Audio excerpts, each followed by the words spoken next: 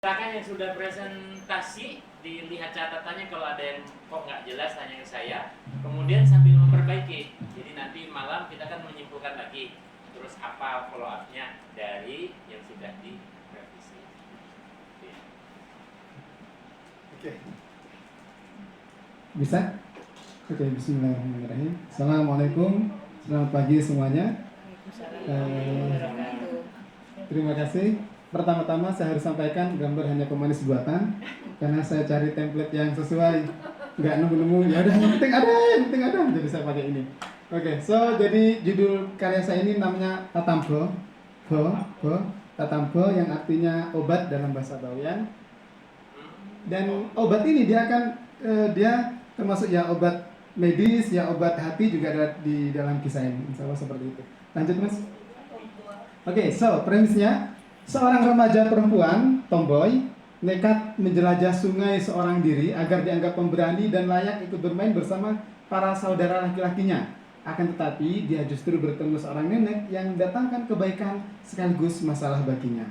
Nah, karena dia di keluarganya itu saudaranya laki-laki semua, dia sejak kecil main sama saudara laki-lakinya. Nah, begitu dia masuk SMP, saudara lakinya udah mulai menjaga jarak. Karena para saudara laki kan gak nyaman, dia mau main kelereng, adiknya ikut, mau layangan, dia ikut. Mulai dia jaga jarak kelas 7. Kelas 8, udah ditinggalin, sering ditinggal. Nah, si tokoh saya ini, dia gak terima dengan hal itu, dia masih pengen terus main sama saudara laki-lakinya, karena udah nyaman dengan main sama mereka, juga teman-teman laki-laki yang lain. Jadi, dia pun menjelajah sungai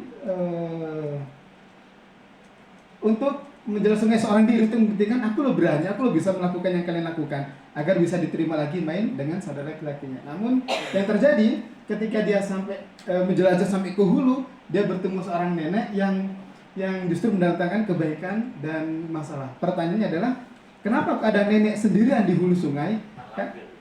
Nah, ya, zaman ibu saya masih gadis dulu, di Bawean itu orang-orang lebih ramai di hutan daripada di kampung. Karena setiap orang punya ladang di hutan mas, ladangnya luas-luas.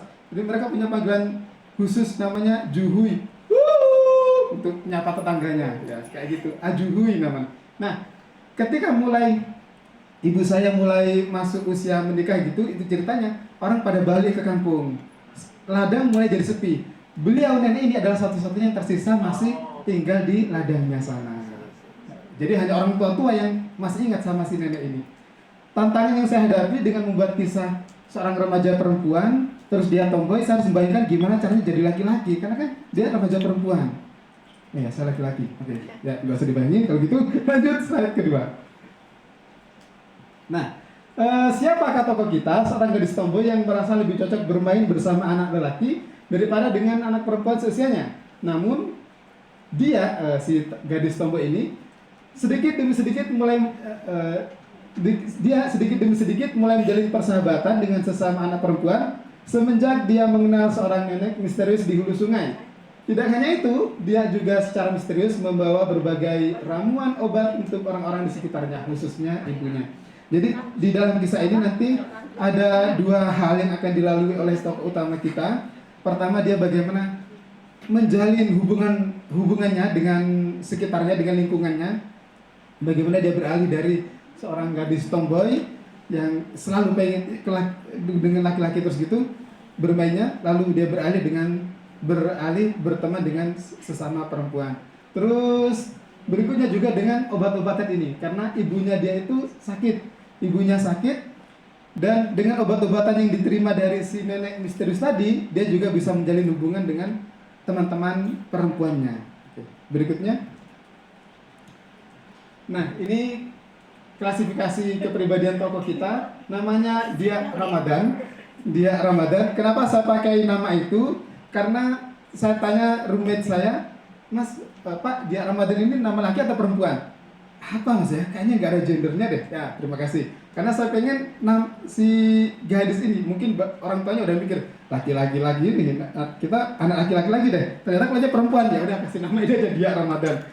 Dari namanya udah terkesan entah laki-laki entah perempuan. Terus kebiasaan uniknya, nah ini ucapan bahasa Bawean, nyasakin manja. Gini doang. Nah, jadi karena dia kan kayak laki-laki, jadi dia suka kalau ada anak cewek misalnya nggak bisa gitu, dia sekian manja, gini doang nggak bisa. Nah, jadi dia bilang kayak gitu. Terus watak khasnya sanguinis melankolis. Sanguinis tercermin dari sifatnya yang periang, yang berani, yang suka bertualang kayak gitu. Terus melankolisnya dia mudah tersentuh kalau walaupun dia nggak dekat dengan teman perempuan.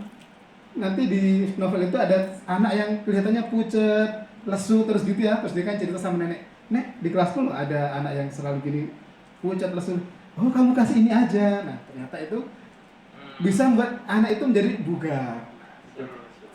Obat tradisional tentunya. Terus atribut otentiknya ya pakainya suka ke tomboy-tomboyan gitu, laki-laki. Itu nggak pakai baju. Oh iya. Mohon maaf, ilustrasi hanya pemanis buatan. Oke. Terus profesi uniknya pembawa obat. Di sini saya spesifik mengambil kata pembawa karena dia bukan pembuat, dia bukan pengantar, dia bukan penjual, dia hanya ngebawain obat dari si nenek misterius itu.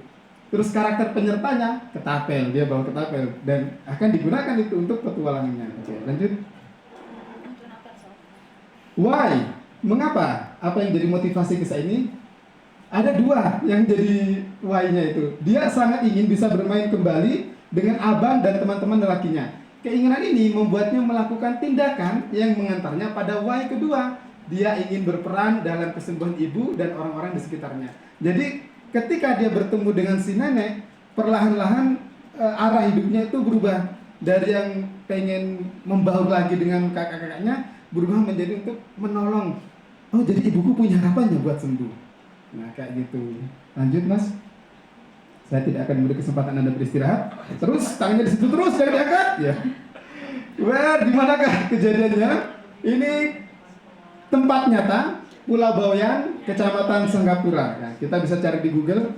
Terus, imajinatifnya, ini namanya Desa Tenggojungan. Tenggojungan itu nama pohon sebenarnya, nama tanaman sebenarnya. Karena kedengarannya asik, Tenggojungan. Nah, saya ambil jadi nama desa agar keren, agar terasa banget. Maka saya gunakan beberapa ciri dari beberapa desa. Misalnya desa saya punya bukit-bukitnya, desa Saborocing punya sungainya, desa Anu punya sawahnya. Saya ambillah mereka itu untuk menjadi Desa Tenggojungan. Itu lokasinya. Berikutnya, when? Kapan kisah ini terjadi? Pada awal tahun 2000.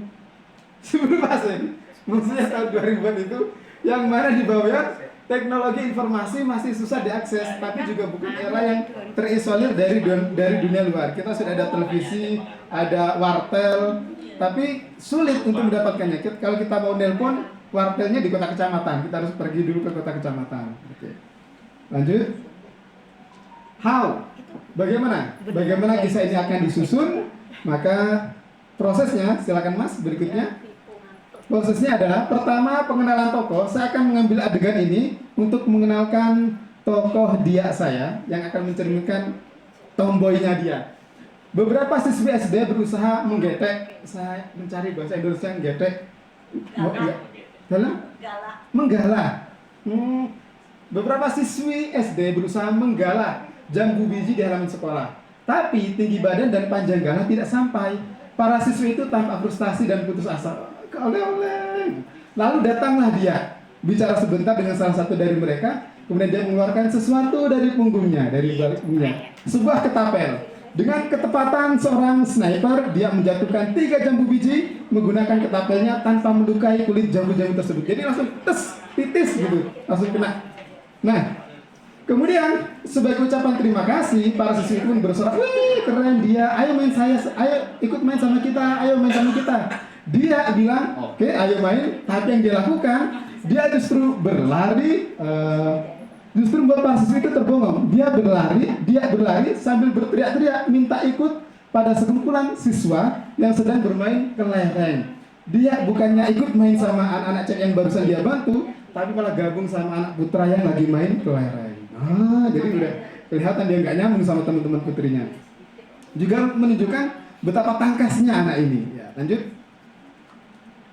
Tujuan hidup, dia ingin ikut bermain bersama 2 kakak lelakinya dan teman-teman mereka karena sejak dia menjadi siswa sudah seperti yang saya ceritakan tadi.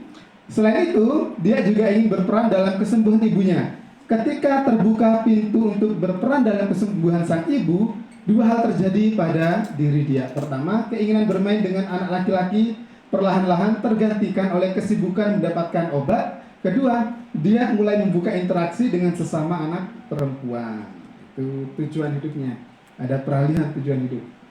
Halangan, ya. Halangannya satu, halangan dari manusia, yaitu kedua kakaknya. Ini kan dari tujuan hidup yang pertama tadi ya, kakaknya yang nggak nerima, nggak mau untuk berteman dengan si dia lagi. Nanti ada penjelasannya, kenapa kok kakaknya ini sengotot itu nggak mau main sama dia. Terus yang kedua, tantangan dari alam, yaitu untuk menemukan obat bagi ibunya. Yang ketiga, halangan dari dirinya sendiri. Ketika dia ditinggal kakak-kakaknya, dia tersiksa hanya dengan anak perempuan di sekitarnya, rasa canggung dalam diri dia untuk membaur bersama sesama remaja perempuan. Lanjut, kegagalan tokoh utama. Dia gagal untuk membuat kakak dan teman-teman lelaki menerima dia main bareng lagi. Kegagalan pertama. Kegagalan kedua, ketika ibunya tanpa akan sembuh, kan udah dikasih obat sama nenek misterius itu, tanpa aja udah mau sembuh nih, tiba-tiba penyakitnya kambuh lagi. Lalu kegagalan ketiga, ketika dia merasa hendak, gue nggak punya pilihan harus membaur sama anak perempuan ini, ternyata kawan-kawan perempuan itu merasa dia terlalu ganjil, mungkin cara bicaranya, aduh, kamu kok kayak gitu sih? Yang keempat, akhirnya dia pun merasa frustasi, dia merasa sendirian karena diajukan saudaranya, dia merasa gagal karena ibunya nggak sembuh-sembuh ibunya, terus dia merasa nggak ngepas karena sulit diterima sama anak cewek di sekitarnya. Lanjut, momen pencerahan. Maka inilah fungsinya nenek misterius ya. Nenek misterius tersebut menunjukkan pada dia berbagai macam jenis tanaman yang sebenarnya tanaman itu saling menyayangi dalam diam. Kita nonton di film Avatar ya, bahwa pohon itu akarnya saling menyambung, lalu kayak ngobrol gitu kan pohon-pohonnya. Ternyata secara ilmiah memang benar. Jika ada sebuah pohon ditebang, akarnya kan masih ada di tanah tuh. Itu ternyata pohon-pohon yang lain menyalurkan energinya, gizinya atau semacam nutrisinya ke pohon yang ditebang tadi, sehingga bisa tumbuh lagi pupus-pupus di sekitarnya. Nah, si nenek itu kok bisa tahu dia ilmu kayak gitu ya? Terima saja deh. Nenek itu bisa menceritakan bahwa tanaman ini dia, walaupun dia itu berbeda-beda, tapi mereka saling mendukung. Kakakmu mungkin punya alasan, mungkin mereka berubah sikapnya, tapi dia akan mendukungmu. Teman perempuanmu walaupun mereka nggak cocok sama kamu, tapi mereka nggak akan ninggalin kamu. Kamu harus berusaha membaur lagi. Terus yang kedua, momen pencerahannya. Nah, akhirnya mungkin kakaknya kasihan ya lihat si dia jadi terganggu. Kedua kakak pun bercerita bahwa sebenarnya ibunya yang meminta agar membantu dia menjadi lebih feminin lagi. Jadi ibunya tuh ajak dolanan terus, jangan main terus sama dia biar itu ibunya pengen seperti itu. Lanjut, kebangkitannya tanpa dia duga, orang-orang yang pernah ditolong dia dengan obat-obatannya memberikan balasan berupa sikap positif dan penerimaan. Terus itu dari lingkungan pertemanannya, terus dia merasa diterima oleh para teman perempuan dan rasa percaya dirinya muncul untuk pertama kalinya. Dia mencoba pakaian perempuan selain seragam sekolah. Karena teman-teman akhirnya support kan, kita semakin dikritik akan semakin jatuh, tapi kalau didukung kita akan semakin berbenah. Akhirnya untuk pertama kalinya, selain pakai seragam sekolah perempuan dan menggunakan baju main perempuan. Dapat dari mana? Dikasih salah satu temannya. Nenek misterius itu menemukan racikan jamu yang dia yakin bisa membantu ibunya dia. Kan tadi hampir sembuh, lalu kumat lagi. Nah, itu yang bikin dia merasa jatuh kan. Nenek itu, dia ini ada racikan baru, insya Allah bisa membantu ibu kamu. Itu membuat semangatnya dia bangkit lagi. Dan terakhir mas, adegan penutupnya, dia pulang dari hulu sungai membawa obat, tapi dia mendapati rumahnya sedang ramai oleh teman-teman perempuannya. Mereka datang menjenguk ibunya sambil membawa berbagai makanan dan hendak mengajak dia bermain. Dia menjadi terharu, apalagi pada saat itu ibunya duduk di kursi malas. Biasanya berbaring aja di kamar, ini duduk di kursi malas di ruang tamu, yang ada di ruang tamu. Dia merasa ibunya sudah agak baikan. Ingat, jamunya belum dikasihkan. Ibu dia berkata, dia ingin melihat putrinya bermain peran sebagai seorang putri. Dia pun dengan senang hati menyetujui. Lalu dia dan anak-anak perempuan yang lain bermain peran kisah Juju Campa. Ini beneran ada, Juju Campa, seorang waliyah wanita di Pulau Bawean. Di akhir permainan, setelah mereka bermain peran itu, dari tempatnya berada, dia menatap ibunya. Sang ibu duduk diam di atas kursi malas yang tak bergerak sama sekali. Beberapa detik berlalu dalam hening, lalu dia pun terisak. Dia hanya bisa berdiri mematung sementara tangisnya pecah, pundaknya berguncang, air matanya tumpah, dan kisah pun berakhir. Terima kasih. Ambil nafas. Presentasinya 14 menit. Ambil nafas. Jadi untuk bertanya tinggal 6 menit. Silakan. Yang nanya nanti saya tanya keras ya. Diancam. Ya, ada 3, silakan. Empat. Ya, 4. Yang Darul duluan. Ya, terima kasih Mas Arul. Ada 2 kata yang diulang dan juga membuat saya semakin misterius, yaitu nenek misterius dan obat misterius. Iya. Sampai akhir cerita, kemisteriusan itu tadi tidak terbaca. Nggih. Maksudnya saya tidak bisa atau saya yang tidak mengamati begitu. Nah, kalau menurut saya bagaimana kemisteriusan ini juga dijelaskan. Mungkin ternyata bahwa nenek misterius ini adalah dulu memiliki suami yang pegawai perhutani, konservasi alam, terus tanaman-tanamannya mungkin dijelaskan sehingga anak-anak itu mengenal jenis-jenis tanaman obat. Ibu dia itu sakitnya apa yang mungkin bisa diobati dengan daun-daun obat yang ada di hutan Bawean, sehingga anak-anak Indonesia mengenal bahwa hutan-hutan Bawean kaya akan tanaman obat-obatan. Terima kasih. Yes, good. Okay. Ya, itu Mbak ya. Langsung saja jawab ya. Ya, ini sekaligus jawaban dari jawaban saya untuk Mbak Aliata, juga pertanyaan untuk Mas Tas dan Bu Ari. Pertama tentang nenek misterius, kenapa dia selalu misterius? Karena saya belum ketemu namanya. Jadi saya sebut saja dia namanya nenek misterius. Namun tentang jati diri keahliannya menjadi seorang ahli obat seperti itu, pertama saya mikirnya cuma ini warisan turun temurun gitu kan, kita punya warisan turun temurun tentang pengobatan kan, anakmu panas kayak asem karuya kayak gitu kan. Nah itu di Bawean juga ada seperti itu. Nah ini sekarang pertanyaannya untuk Mas Tas dan Mbak Ari. Jangan nanya. Oh bukan, konsultasi karena jujur saja Bawean tidak sekaya Jawa atau pulau yang lain. Maka kalau obat tradisional di Bawean ya gitu-gitu doang, cuma terbatas jumlahnya. Pertanyaan saya, bolehkah lalu saya mengambil kekayaan Indonesia yang lain dimasukkan ke dalam novel itu? Karena salah satu tujuannya agar anak ngerti bahwa Indonesia loh kaya ini ya. Oh ada obat tradisional ini ya. Tapi itu bukan asli Bawean. Bisa ditanam kan? Bisa ditanam di sana. Salah. Oke. Kan gak ada paten. Oh iya. Kecuali tanah itu tidak mungkin menumbuhkan tanaman. Oke. Misalnya gandum kan tidak bisa. Oh, jadi masuk sama Mbak Lita. Suaminya nenek tadi ternyata bukan orang Bawean asli, tapi dari luar pulau yang memiliki ilmu pengobatan. Yes, thank you. Ada banyak jurnal-jurnal yang bahas tanaman di hutan Bawean. Bisa. Dan obat misterius itu juga Mbak, saya sebut juga nggak jelasin banget karena saya belum riset. Saya akan beli buku pengobatan tradisional untuk keperluan ini. Oke, terima kasih. Sampun Mbak Lita. Oke, terima kasih Bu Ari, Mas Tas. Monggo Mbak Betty. Satu lagi ya penanya ya. Mas Arul ini kayaknya ini bagian dari Ranti ya. Ini familiar, settingnya familiar, terus neneknya ini mengingatkan saya sama Ranti ya kan. Nah di Ranti itu jelas itunya obat-obatannya itu kan bisa kan dimasukkan lah ya, disesuaikan. Terus yang jadi pertanyaan saya itu, ini kan settingnya tahun 2000 ya. Apa menurut Mas Arul setting tahun 2000 itu yang menarik untuk anak SMP dan D yang sekarang, sehingga mereka itu tertarik gitu, oh tahun 2000 itu jadi menarik buat mereka gitu kan, akhirnya enggak relate kan ya, atau relate atau gimana ya. Itu yang pertama. Terus yang kedua, premisnya tadi tujuannya menyusuri sungai, tapi saya lihat kok lebih ke ibunya, merawat ibu ya. Ya yang mana?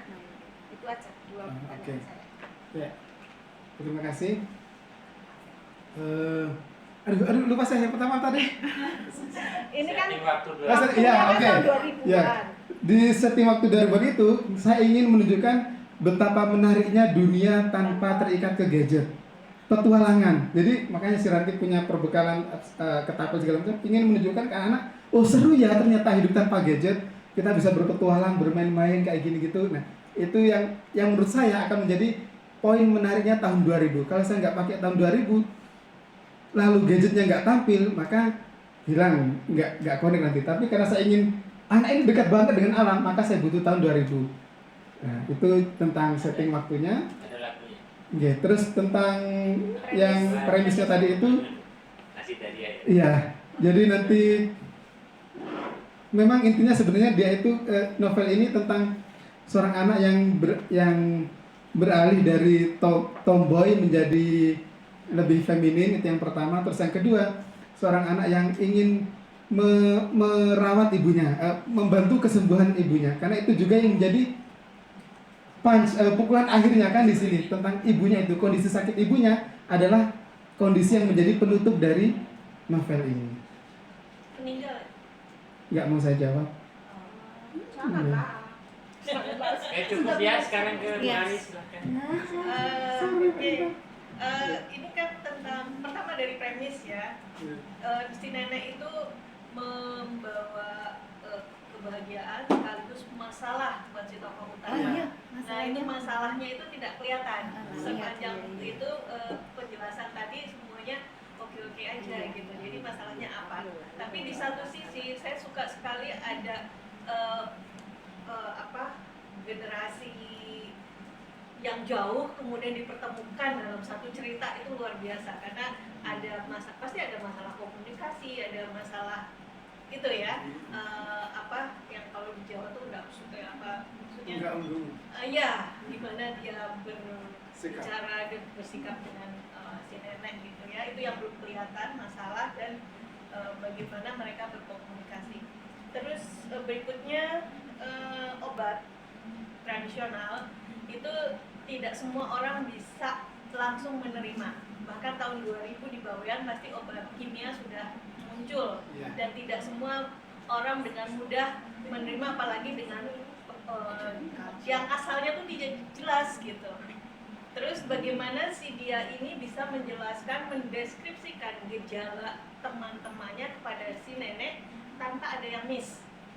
Pucat, kurang darah, itu bisa aja dengan pucat dengan penyakit yang lain gitu. Nah, terus obatnya apa?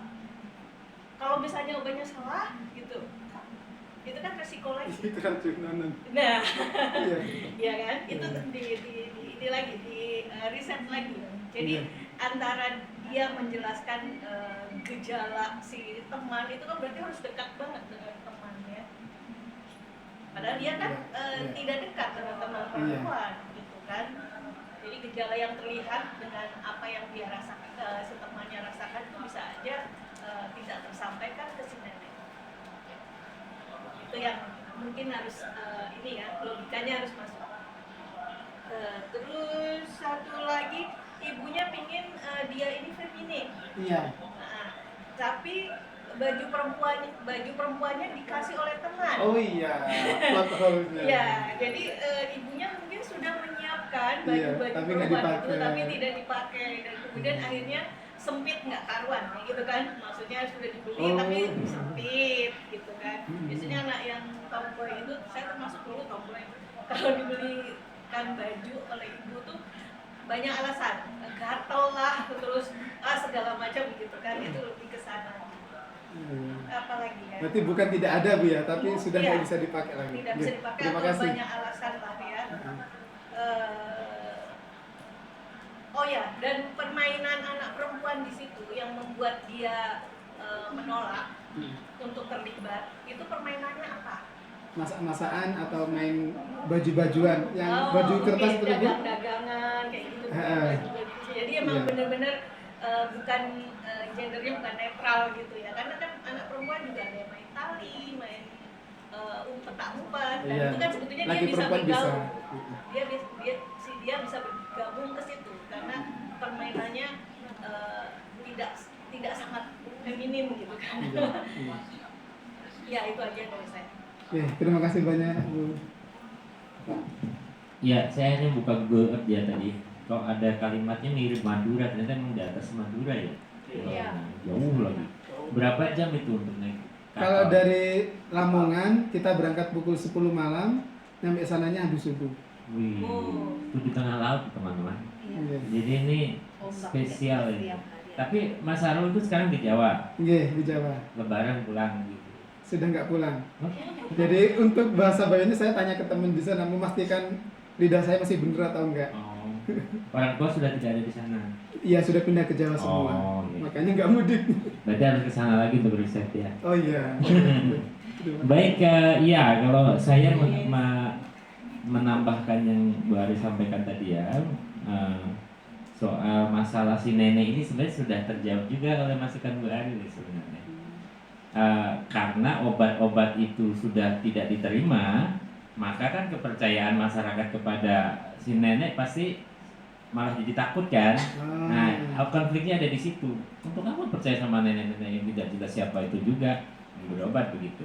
Jadi bisa diambil dari sana. Termasuk salah obatnya juga bisa dipakai. Tapi ya jangan parah-parah, mungkin gatal-gatal saja atau apa gitu.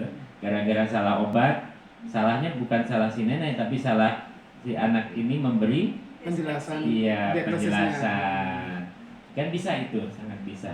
Iya. Dan itu juga bisa menghidupkan premis yang belum terjawab tadi soal penjelajahan sungai. Karena memang fokusnya kan kalau di premis penjelajahan sungainya belum diceritakan ketemu apa saja di situ. Nah, ya apapun lah yang bisa memperkaya cerita ini. Kemudian kalau saya nitip saja karena Frozen itu saya nonton dengan anak-anak dan saya bingung dengan ulasan di internet waktu itu yang mengatakan bahwa ada isu LGBT kan di sana gitu. Sedangkan saya nonton tidak ada apanya sebenarnya yang hubungannya dengan LGBT meskipun itu hak masing-masing, tapi karena ini buku pendidikan dan memang Indonesia menolak LGBT, nah itu hati-hati. Ternyata di Frozen terakhir itu yang dianggap LGBT itu karena Elsa-nya tidak punya pacar. Tidak punya pacar. Nah, itu Karena saja itu. gitu. Jadi kalau di film Hollywood itu kan harus jelas. Ya kan, identitas seksual itu harus jelas bahkan ketika anak-anak. Apakah dia apa istilahnya, straight atau dia gay itu semua harus jelas. Untuk kita itu berbeda kan cara melihatnya, ya anak-anak tidak usah pacaran dulu, tidak usah mengenal lawan jenis dulu. Nah jangan sampai ada kesan itu di sini hanya karena kan kita ingin mengelaborasi tomboynya. Jadi tomboy itu harus di ini juga karena Ivan Gunawan tuh merasa sebagai cowok tomboy itu. Jadi harus jelas nanti tomboynya sejauh mana. Jadi kan kalau Bu Ari kan menyampaikan tomboynya ya cuman nggak mau pakai baju princess karena gatel begitu misalnya. Tapi apakah perempuan bercelana tomboy? Saya rasa tidak. Di sini juga pada pakai celana tidak bukan tomboy. Nah, jadi batasan tomboynya itu harus jelas.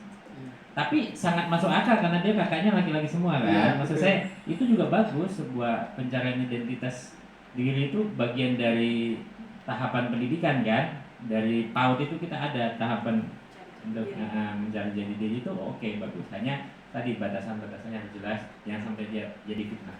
Iya. Itu ya. Terima Ya. kasih. Terima kasih semua. Selamat waktunya.